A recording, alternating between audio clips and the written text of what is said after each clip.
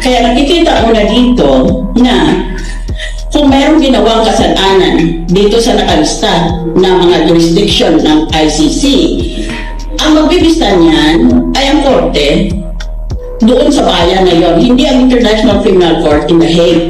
International Criminal Court, as I said, is a court of last resort. Pag hindi mo mabigyan ng katarungan ang akusado, ayaw mo o kaya hindi mo kaya, ay saka pa lang yan pupunta sa ICC. Kaya maling-mali yung mga pinagtatanong sa akin sa Senado.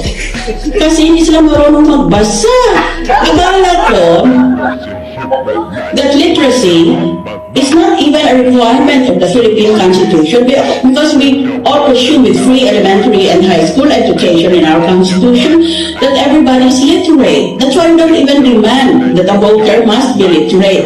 Eh, basahin mo lang nakalagay na maliwanag doon na magbibista yung bansa kung saan nangyari yung mga krimen na sinasabi.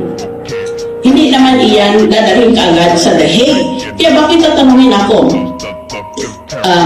Aren't you concerned that ordinary Filipino soldiers and policemen will be brought to trial in The Hague in the International Criminal Court? And I have to answer that question seriously. Ang gusto ko talagang sagutin ay, how about I just mash your teeth in?